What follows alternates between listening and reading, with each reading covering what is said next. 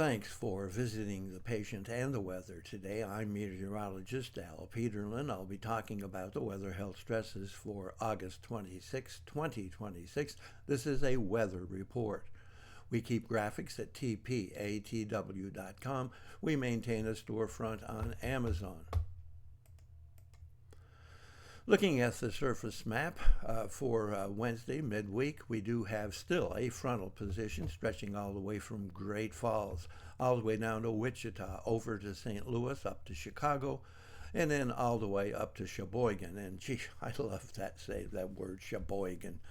Anyway, a lot of weather activity ahead and along that front, all the way from Idaho down through the easternmost portions of the Four Corners. But that Four Corners and Intermountain area will be having their own showers and thunder showers with the monsoonal moisture flowing up on that west side of the front. Ahead of the front, however, we have lots of activity through the Ohio Valley, and then we always have that stagnant front hanging across the southeast, so that'll be just a combination, again, keeping the unsettled weather all the way from Louisiana all the way to Atlanta and across Florida. Looking at our vitality index, we see spotty activity with the showers, thunder showers up and down the Intermountain and Four Corners area. A little bit of unusual activity here in Northern California. Lots of activity up the plains from Oklahoma to Nebraska and up the Mississippi from Louisiana to Iowa. And of course, Florida, with that frontal system, continues to linger. The blistering hot temperatures will range all the way from LA all the way to Atlanta, but the really significant overpowering heat will run from Dallas over to LA. Looking at pressure change, very minimal. A little bit of falling pressure here across Michigan, a little bit of rising pressure across Maine. Temperature changes. Once again, we're in the middle of the hottest part of summer, and we can see some activity up and down because of showers throughout the Four Corners and Intermountain. A little bit of rather increasing temperatures here in Louisiana, and we do see a rise in the issue of migraine, where temperatures are above 10 degrees higher than the day before.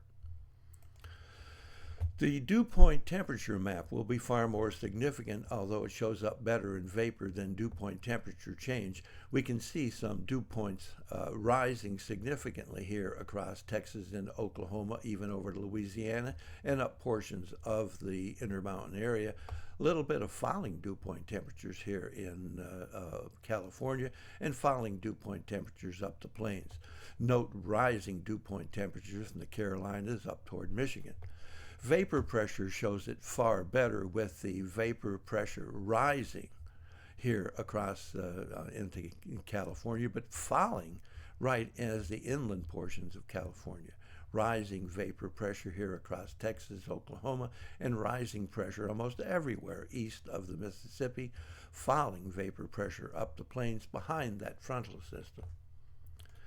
Instability, again, very interesting, but pretty much aligning itself just ahead of the front, with the most significant lifted index or instability across Nebraska, but still rather sharp up and down the Mississippi and, of course, across all of Florida. Looking at the change in oxygen availability, you see we have a migraine risk across Vancouver and up through British Columbia, right on the coast, and then down through the westernmost sections of Washington State. We have spotty migraine stresses in the Four Corners, but rather significant migraine risk here in eastern New Mexico. Also have a significant risk of migraine from Dallas north up through that border area, especially between Kansas and Nebraska. Very significant there in southern Nebraska, trying to reach its way into Iowa. Note we also have a migraine risk here across southern Florida. The asthma and arthritis risks, most significantly across eastern Montana into central Wyoming, and across Louisiana, very significant asthma and arthritis risk. And then for much of the middle Mississippi Valley, the Ohio and Tennessee Valley, all the way to the middle Atlantic states, North Carolina up to Pennsylvania, and really covering Michigan and over and much of the Great Lakes area. So asthma and arthritis just here. And while we haven't been talking about it, pollen, of course, flowers, full season, running all the way from the northern plains across all the way to Pennsylvania. So with all of this besides, we'll add that asthma risk because of pollen and allergy risk. Thanks for visiting the patient and the weather. Your comments are appreciated. If you hurt, tell us where you're located.